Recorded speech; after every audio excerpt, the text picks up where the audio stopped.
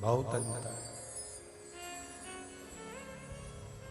पूरे भारत की भूमि पे इतने सारे वृद्धाश्रम बने हैं, तुम सारे वृद्धाश्रम में घूम के आ जाना, जहां तुम्हारी मर्जी पड़े उस वृद्धाश्रम में भी चले जाए।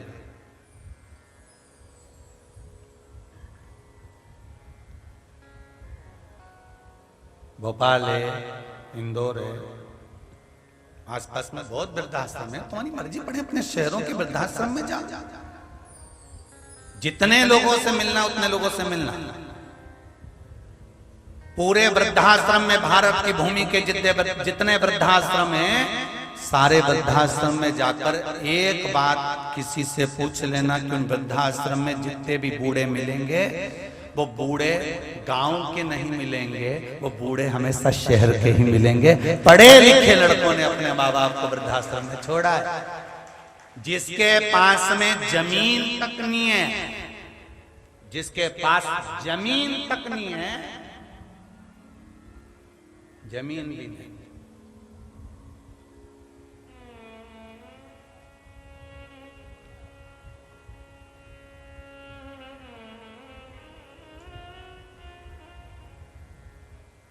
जमीन भी नहीं उसके पास, तो भी उससे कह दो अपने माँ बाप से दूर हो जा, अपने माँ बाप को छोड़ दे, खाने के लिए कुछ भी तो नहीं है, नहीं मारा भाई ने बाबूजी के तो डरूंगा, चाहे कुछ भी हो जाए। लुगाई के छोड़ी आएगा माए के, पर भाई बाबूजी के तो डरूंगा। फिर लुगाई भी कह दे ठीक है तुम धरो तो मैं भी सेवा कर लूंगी, क्योंकि बल तुम में होना चाहिए। मैं अपने माता पिता को तो डरूंगा, रख। कितने वृद्धाश्रम हैं, उन सब में घूमकर आना।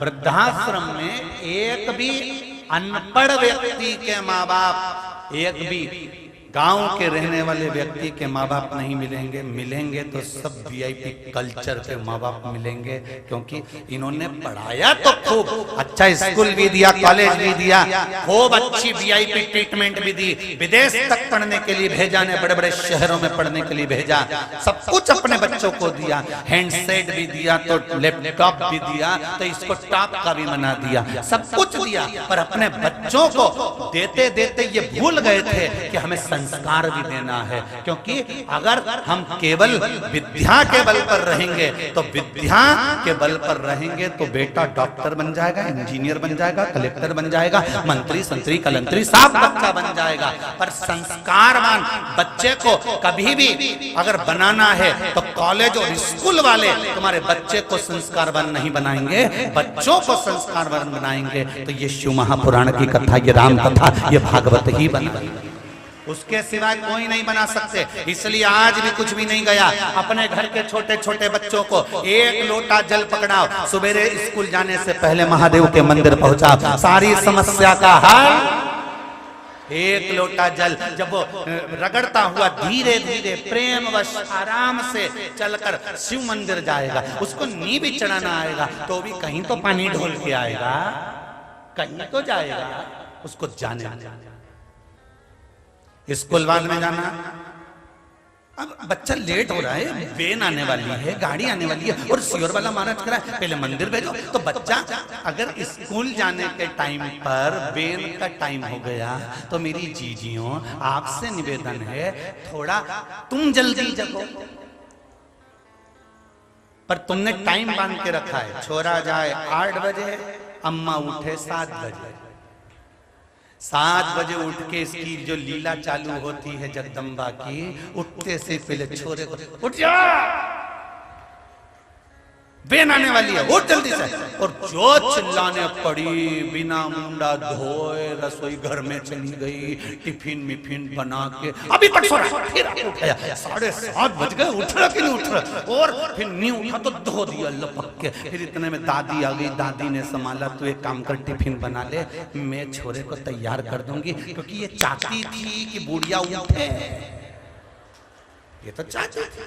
और वही हुआ, और बड़ी बुढ़िया ने बच्चे को संभाल लिया, इसने टिफिन बनाया और छोरा के सब काम कमोला कर कर कर बान बुदा के सब बैग में सजा दजा के और बैग हाथ में लेके और पहुंची फिर दरवाजा पे, और वहीं खड़े ना बेन आने वाली है, और बेन में जब बिठाए तो छोरा भी कांच में से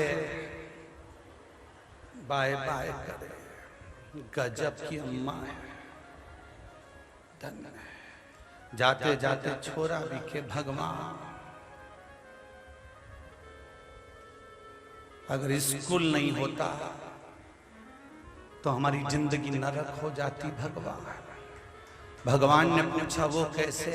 सवेरे 8 बजे का पीछा छोड़ती है अम्मा, शाम को 5 बजे आता हूं तो अम्मा को लगता है कि खूब पढ़ के आया होगा, फिर प्रेम करती है खूब आराम से।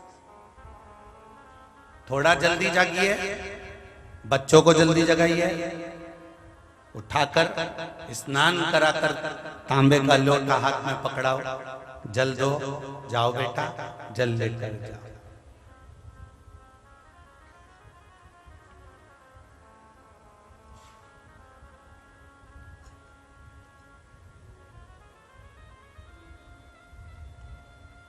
अभी वो कोई कह रहा था कि गुरुजी अगर मान लो पति लोटा लेके नहीं जाए और पत्नी अगर लोटा लेने चले जाए मंदिर में और वो जल चढ़ाए तो पति और पत्नी दोनों एक ही लोटा से पानी चढ़ा सके। हमने कहा कोई दिक्कत तो नहीं है वैसे हो, पर दिक्कत एक जगह पे खड़ी हो सकती है। तो हमने उनसे पूछा इससे होगा क्या? तो फिर गुरुजी आधा आधा दोनों का हिस्सा में मिल जाए। हमने कहा दिक्कत एक जगह पे हो सकती है कि तुम कहो कि पति दान करेगा तो पत्नी को मिल जाएगा, पत्नी दान करेगी तो पति को मिल जाएगा। आपको एक बात पहले भी कही है, आज फिर कह रहे हैं, सावधानी से सुनिएगा। इसी कुबेरेश्वर बाबा की पावन धरा पर 2019 में जो कथा करी थी उसमें एक बात कही थी, पति पत्नी दोनों अगर साथ में रह रहे हैं, दोनों हैं और दोनों साथ रह रहे हैं, तो पति और पत्नी दोनों दान अलग अलग करे, अलग अलग दान का महिमा बनाए। जल चढ़ाना है, साथ में पति भी लेकर जाए, पत्नी भी लेकर जाए। इसलिए पशुपति व्रत में 2 थाली जाती है अगर पति पत्नी दोनों कर रहे हैं। पर बाकी की जो पूजन हो, जिसमें मंडल बनाए जाते हैं, नवग्रह बनाए जाए, सुलस मातृका बनाई जाए, पंचलोक बनाए जाए, भद्र मंडल बनाया जाए, सर्वत्व बना, जो भी तुमने मंडल बनाया, ब्राह्मण जब पूजन कराने बिठाएगा तो एक थाली से पूजन कराएगा, एक कलश से पूजन कराएगा। विधान के साथ जब पूजन हो रही है तो पति पत्नी का जब गठजोड़ा बन गया तो एक थाली से पूजन हो।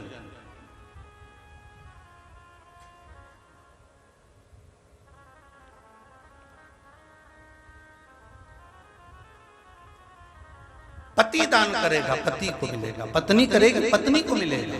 पर जब पति या पत्नी दोनों में से कोई एक चला जाता है, पत्नी चली गई, फिर पति ने अगर 5 रुपए भी कहीं गौ माता के चारे में लगाए हैं तो उसमें पति के हिस्से में से 2.5 रुपए पत्नी के खाते में कटकर चले गए अपने आप। उसको काटा नहीं, अपने आप चले गए।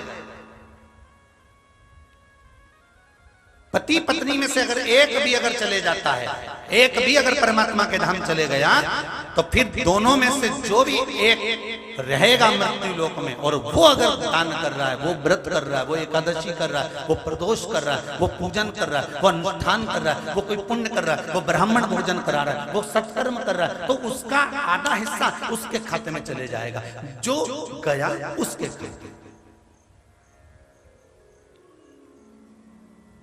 तुम जाओ लोटा लेके, जल लेकर जाइए। शिव मंदिर में अगर आपका मन है कि पत्नी कलश लेके जाती है, मैं हाथ लगा लूंगा, तो कलश लेकर पत्नी जाए, हाथ लगाए, मना नहीं है। पर एक काम जरूर करना, अगर जल आप चढ़ा रहे हो दोनों मिलकर, वैसे तो नियम अनुसार शरीर में अगर रोग है, बीमारी है, कष्ट है, घर में बहुत दुख है, तो जितने सदस्य घर में रह रहे हैं प्रत्येक घर का सदस्य एक लोटा जल शिव जी पे जरूर चढ़ाए। क्यों? हो सकता है तुम्हारा ग्रह तो अच्छा है कि तुम जल चढ़ाने लगे, उसका ग्रह भी अच्छा है वो जल चढ़ाने लगा, फिर भी घर में काम नहीं हो रहा, तो घर में जो कोई एक व्यक्ति ऐसा रह रहा है जिसका मन पूजन में नहीं जा रहा, जिसका मन शिव के द्वार तक नहीं जा रहा, भगवान उसको बुलाना ही नहीं चाह रहा, तो उसको हमें मंदिर तक पहुंचाना है। क्यों पहुंचाना है? क्योंकि हो सकता है इसी के ग्रह से हमारे घर में तरक्की नहीं हो पा रही, उन्नति नहीं हो पा रही, तो उसको मंदिर तक लेकर जाना है, उसको द्वार तक छोड़ कर आना है, भगवान के भरोसे पर फिर उसको छोड़ देना। जब वो एक लोटा जल चढ़ाना प्रारंभ कर देगा, हो सकता है कि हमारी भी कुछ उन्नति रुक रही हो किसी कारण से।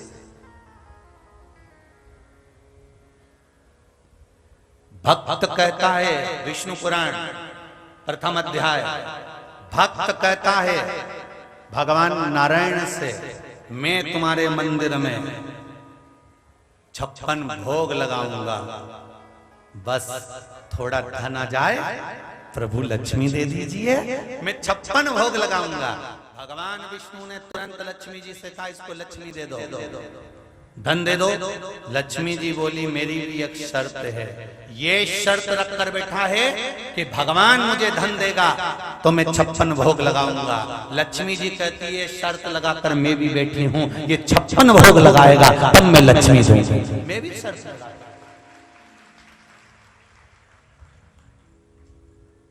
तुमने संकल्प ले लिया कि मैं पशुपति व्रत जब करूंगी, जब मेरा यह काम होगा, मेरे पास में थोड़ा सा धन आएगा तब मैं कम। भगवान इंतजार में बैठा है, धन का व्यवस्था मत करना, तू व्रत तो उठा, एक बार चालू तो कर, मेरे मंदिर तक तो आ, फिर व्यवस्था करना मेरी जवाबदारी है, सारे रास्ते खोलना चालू कर दूंगा, तू आ।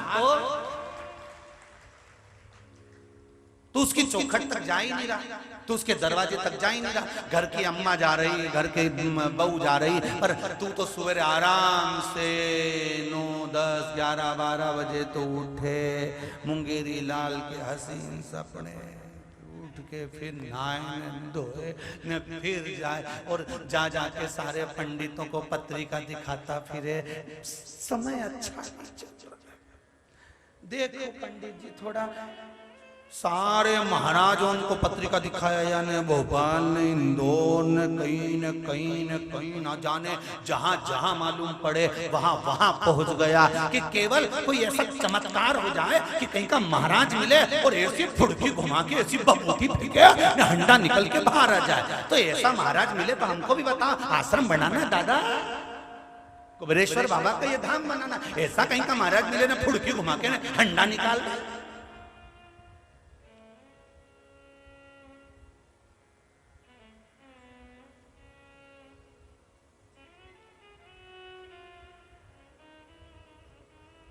अगर ऐसी घुमा के हंडा निकालने वाले होते तो गीता जी में मेरा कृष्ण, मेरा ठाकुर नहीं कहता कि कर्म करिए, फल की इच्छा मत रखना, मैं दूंगा, तो काम तो कर।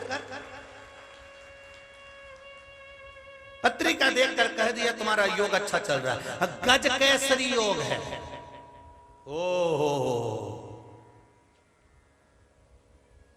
और मालूम पड़े दरवाजे पे सुअर घूम रहा है और के गज केसरी योग, ना गज है ना केसरी है, सुंगरा घूम रहा है पूरा उठला। सारी दुनिया में दिखा दिया।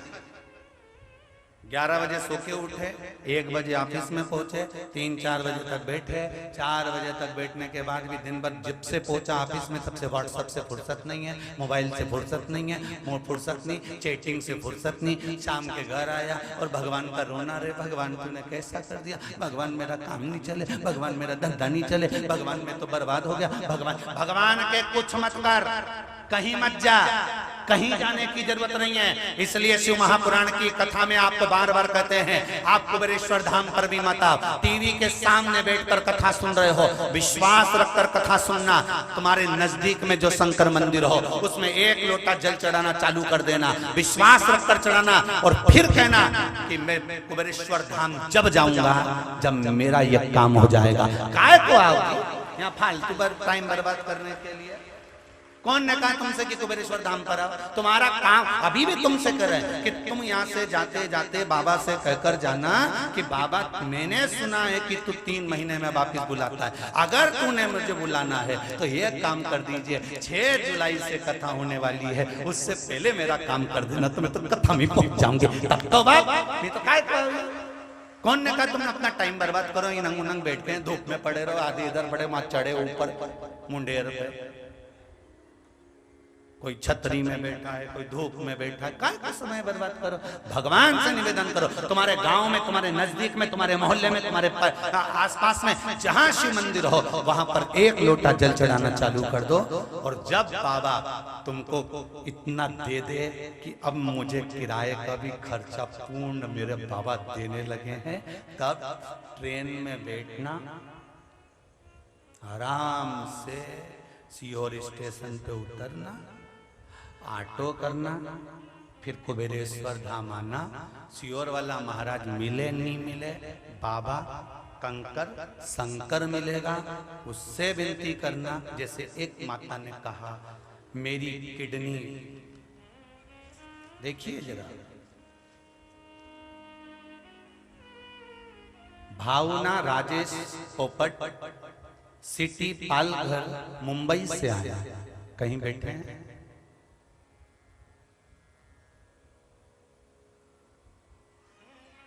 पालघर मुंबई से, कहीं बैठे हो तो हाथ हिलाइए। भावना राजेश जी पोपट, सिटी पालघर, मुंबई से, कहीं बैठे हो तो हाथ जरूर हिलाइए। हर हर महादेव। मुंबई वाली कहीं बैठी हैं? बाहर वाले पंडाल में भी कहीं पर बैठे हो तो स्मरण करिएगा। आपने लिखा है शिव कृपा से मेरी डैमेज, और जिस जगह पे लिखा उन्होंने पीले कलर की शाही से लाइन भी खींच दी है। देखिए आप, पीले कलर की शाही से लाइन भी खींच दी कि बाबा ने मेरे पर क्या कृपा करी। शिव कृपा से मेरी डैमेज किडनी ठीक हो गई और दामाद को जॉब भी मिल गई अच्छे पैकेज का। आपको बहुत बहुत धन्यवाद। आपके आशीर्वाद से, शिव कृपा से हमारे सब काम बन रहे हैं। मेरी एक किडनी 20 से 22 साल से डैमेज थी, इसमें लिखा है ये 20 से 22 साल से डैमेज थी, और कभी कभी उसको बहुत शरीर में कष्ट होने लगता था। पर मैंने 2 बार पशुपतिनाथ का व्रत किया और बाबा का नाम जप श्री शिवाय नमस्तुभ्यम प्रारंभ किया। तब से मेरी हेल्थ अच्छी होने लगी। एक बार जब मैं रूटीन चेकअप कराने के लिए डॉक्टर के पास गई और सोनोग्राफी की तो डॉक्टर ने बताया अब तुम्हारी दोनों किडनी अच्छे तरह से वर्क करना प्रारंभ कर दी है, काम करना चालू कर दी है। अब दवाइयां मत लेना, तुम्हारी किडनी अब ठीक हो गई है। उसने पीछे एक बात लिखी है,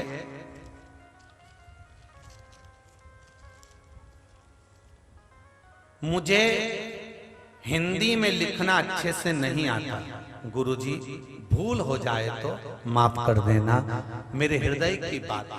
तो ये शिव भक्ति नहीं तो क्या है?